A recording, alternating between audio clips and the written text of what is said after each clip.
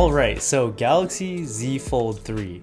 Always an exciting time when Samsung releases their new foldables, and this year with the third iteration of the Fold, a lot of us just weren't really sure what to expect. So I think we all remember with the Fold series, the difference between the first and the second generation was pretty huge, and I would say that they turned it from a prototype device to something that a normal person could conceivably use. But I would also say that all of the changes that they made that year were pretty obvious, like making the cover display larger, stiffening the hinge, and getting rid of that huge inner notch. And all of that stuff, to be totally honest, should probably not have been there in the first place. Well, this year, with all of those obvious problems solved, Samsung has just taken this as a chance to improve on and refine what they already had going. So first off, we've got a new, more updated design that's a little cleaner and a little bit more modern. I've got it in the new Phantom Green color, which I think just looks fantastic. It's still got the matte glass on the back, which I think Samsung just does better than anybody else. It feels incredibly soft and supple, if glass can be soft and supple. The metal side rails also have a matte finish on them now, which I think definitely looks better than that brush finish that they had on last year's model, but is also a little slippery and actually makes it kind of hard to open sometimes. The hinge does still have a glossy finish to it, but seeing how this thing needs to move so much, it does make sense. It's now also slightly stiffer and more solid feeling than before, which, in addition to the slightly stronger magnets, makes opening and closing this thing that much more satisfying. Like, I just want to emphasize how nice it is when after you're done using the phone, instead of just hitting the power button, you can just close it. So satisfying. A little bit more on the subtle side though, this is now ever so slightly thinner, lighter, and the hinge sticks out of the phone quite a bit less than before. And the surprising part to me was that it was actually pretty noticeable. I mean, this thing still does feel like an absolute brick, but all of those slight adjustments made a much bigger difference than I was expecting. Especially the part about the hinge. When you're using the cover display, it just feels way more comfortable to use now. So they've also done some updates to durability as well. You've got Gorilla Glass Victus on the front and back glass, and on the inside screen, apparently they've done a lot of work to make the screen protector feel a lot more like glass. And I think it actually kind of does. Like, I don't get the immediate urge to just rip this thing off as soon as I get it now. And with that increase in durability, you also now get support for S Pen. So you do have to buy it separately and get the Fold edition, which has this retractable tip if you press too hard. And it works great, like Samsung has a lot of experience with the S Pen, but I just don't really see it as a game changer because you have to carry it separately and it's pretty inconvenient. Also, if you were wondering, the S Pen only works on the main display, so no S Pen support on the cover. Also, all new to the Fold series, you now have IPX8 water resistance. Still no dust resistance, but if you're caught out in rainstorm, this should help you out quite a lot. And of course, we've also got some updates on the inside as well. Snapdragon 888, Adreno 660 GPU, 12 gigs of RAM, 256 gigs of internal storage with no expandable SD card slot, 4,400 mAh battery, 25 watt wired charging with 11 watt wireless charging, and 4.5 watt reverse wireless charging. So overall, just kind of bringing this in line with 2021 flagship standards, and no surprise, this thing just flies through anything that you throw at it. Just swiping around the UI, there's no lagging or stuttering of any kind, and it handles gaming just fine as well. But I mean, it's 2021 and pretty much every phone out there can handle those things just fine. What really sets this phone apart and why you get it in the first place is the screens. So we've got the same sizes as last year, 6.2 inch 2268 by 832 dynamic AMOLED on the front with that super skinny 25:9 aspect ratio, and an enormous 7.6 inch 1768 by 2208 dynamic AMOLED display on the inside with that 22.5 by 18 aspect ratio. The big difference being that this year now both screens have a high refresh rate of 120 Hz. And it just makes the experience of switching between the two screens much more smooth and seamless. So let's talk about that main display first. Obviously, it's huge, and that in itself is an experience. But as we all know, size isn't everything. There's a lot more to screen than its size. And luckily, everything about this display is absolutely incredible. I feel like I say this every time I talk about a Samsung phone, but they really do just make the best screens in smartphones. And this is the best of the best. Colors, contrast, and sharpness are all great, and having such a high quality screen at such a large size really does change the experience of using a phone. And I don't think I've seen any other screens that are so large and have such a high screen to body ratio. Like an iPad Pro has a bigger screen than this, but it also has thicker bezels. And the combination of such a large screen and thin bezels makes this look like a window into another world. It's not perfect though, so yes, it does still have a crease in the middle, and yes, you can still see it, but I think it looks way worse in videos than it does in real life. In brighter conditions and when you actually have to run your finger over it, I think it's a little bit more noticeable, but I promise you, if you get this phone, the crease is not what you're going to be focusing on. On the other end though, and I'm sure you've been waiting for me to mention this, is the new under-display selfie camera. And this might be a hot take, but I honestly think this is worse than just having a hole punch.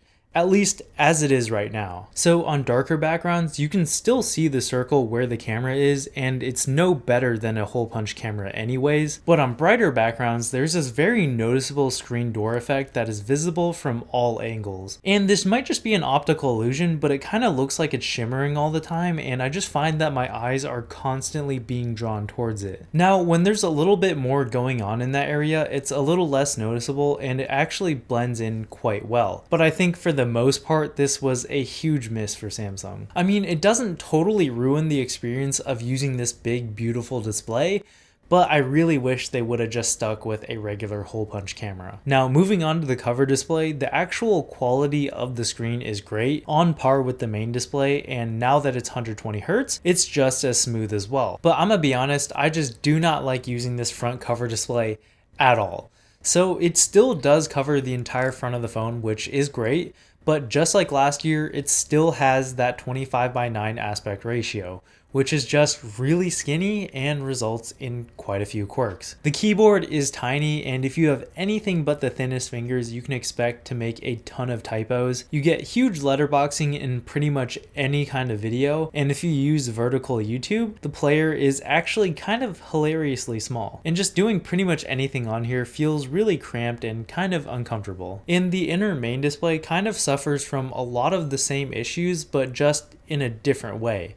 So the aspect ratio is 22.5:18, which is a lot more square than pretty much any other smartphone out there. So you still get pretty huge letterboxing around videos, and the keyboard is split in half, which just takes a lot of getting used to. And I think the biggest issue is just that a good number of apps just either don't play very well with this new aspect ratio, or just reject it entirely. Now, there are workarounds and fixes to these issues, but I just found that all of these fixes, while they do solve the initial issue, they also create new issues of their own. So you can go into settings and force apps into certain aspect ratios, which is great. So for example, Instagram comes default as 16:9, which is more or less the proportion of a normal phone. But then you open it up and it's got these huge letterboxes on either side of the app. You don't want that, so you set it to become full screen. Now you get the full screen, but now images are so large that you can't view them without having to scroll. Like, you can't just view one full image on the screen, only parts of it at a time, which is just not ideal either. And that's just one example, but I've tried this on a ton of other apps, and similar things happen in quite a few of them.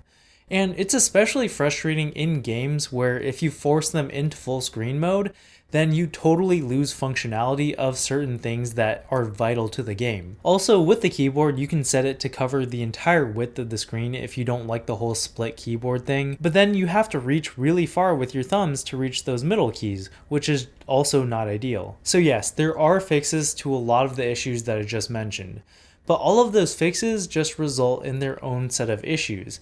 So I think the real problem is that at least one of these screens needs to be a normal aspect ratio, and as it is right now, neither of them are. But there are some advantages to having such a large screen that can fold. While some apps don't play well with this, some of them have been optimized and utilize the extra space on the main display really quite well. I think the best example of this is probably the YouTube app. If you've ever used YouTube on a tablet, it's pretty much that. And just being able to have that experience in a phone with you all the time is pretty incredible. And because it folds and the hinge is able to hold positions, it can actually act as its own kickstand as well, which just comes in really handy for watching videos while you're doing other things. So that, combined with the speakers, which are probably the loudest and best sounding in any smartphone I've ever heard, makes this probably the ultimate media consumption phone. Battery life could be a bit better though. So it's got a 4,400 milliamp hour battery, which is actually smaller than last year's.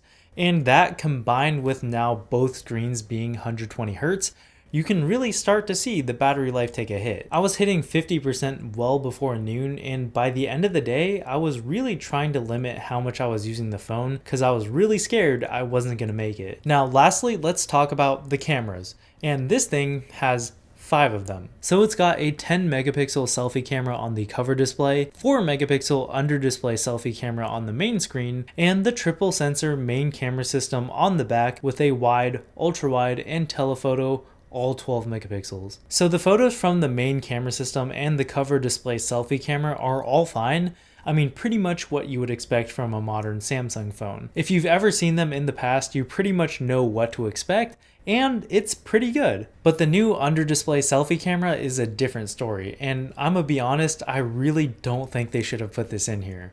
Like, even under ideal circumstances, it does not perform very well, and it's kind of hilariously soft. Like, I'll take a selfie right now. I'm in a studio with studio lighting.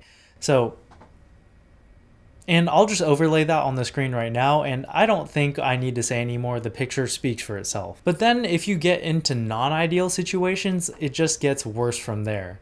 And especially if you have a point source of light somewhere in the background, you'll be able to see all the pixels flaring from that light, and it's just really rough. And I guess their reasoning for including this was just that if you really want a good selfie, just use one of the other cameras.